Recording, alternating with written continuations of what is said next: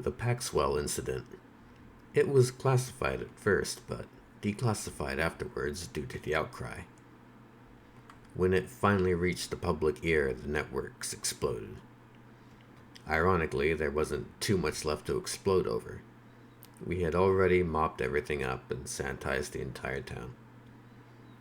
Thankfully, there was a handful of survivors out of the 5,000 or so residents that had unfortunately expired. We had initially concluded that the threat was biological in nature. At the time, we were only half right. When reports first started rolling in, we were left with puzzle pieces, and not a whole lot else. Our first report came from a wounded male who had been found wandering the highway. He was delirious and stated that the people aren't right. He expired shortly after. What little we had was enough to send in a team to recon the town. This was done via an unlabeled vehicle fitted with surveillance equipment. Their cover was simply that they were passing through town on a road trip. Upon entering the town, they concluded that the townsfolk were divided, but I'm using that loosely. They observed that some people were in a trance-like state, and that certain people made great strides to avoid them. There was an uncomfortable feeling in the air. They concluded their recon and returned to base camp. Afterwards, we reviewed their intel. We observed multiple individuals, again in a trance-like state, others seemingly watching the recon truck from afar. They may have knew about our intentions, but that much is still unknown to us. After a week of scouting, we were given orders to move in on the town. We came upon our forward's guard and found them dead. 3 of them had been shot, and the other had been ran in. We radioed back and pressed on. As we entered the town, we were immediately hit with resistance. It was small arms fire and homemade explosives. We brushed it off and pushed through. Our main objective was the general store. It was big enough that the survivors had holed themselves up inside it. Outside, though, they were surrounded. As we took down another group, we came up upon the general store. It was a small spot in a sea of people. All of them were quiet. Even when they were being shot by the people inside, still not a peep from any of them. They just kept smashing at the door. On my order, we opened fire on the crowd. This is where we observed the group equally dividing and sending one half to deal with us while the rest of them kept beating on the doors. We just kept firing.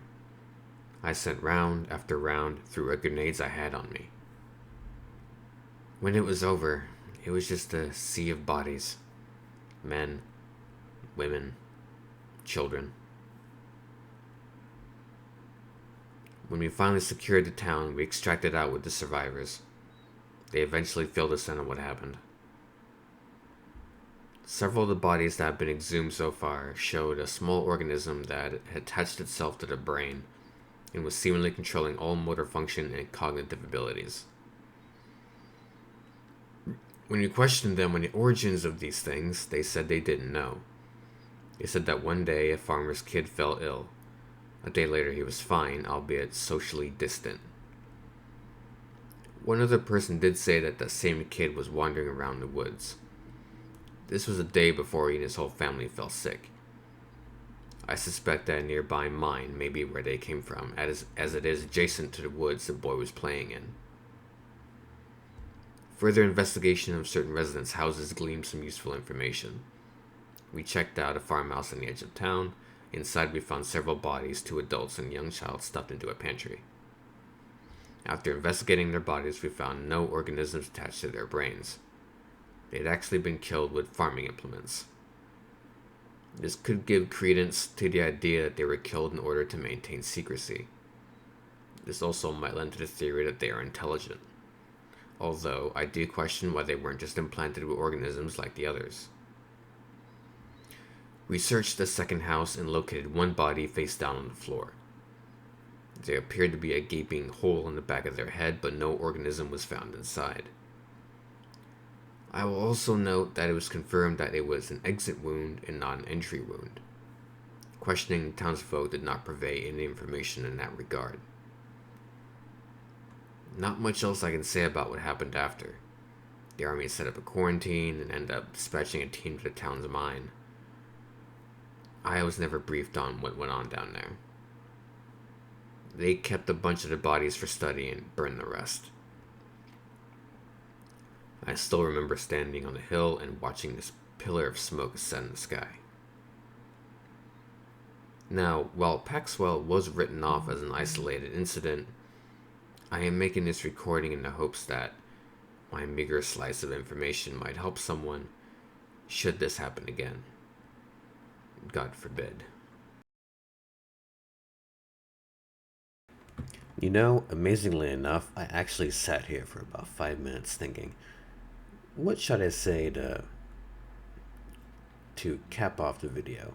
And I'm just like, I can't think of anything flavorful to say, so I'll just say this. If you are at this point in the video, thank you. I really appreciate that. Thanks for giving my video a listen.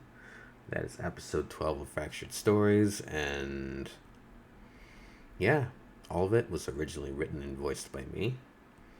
If you liked it, there are 11 other episodes you can sift through. I personally recommend the first one, as that is kind of the thing that I'm going for, even though I feel like my first episode was lightning in a bottle, in my eyes at least. But take that how you will. But anyways, thank you. Thanks for stopping by, and this was your good friend, a musical pumpkin, watching over your pumpkin patch. Stay dope, stay awesome, and happy Sunday. Toodles.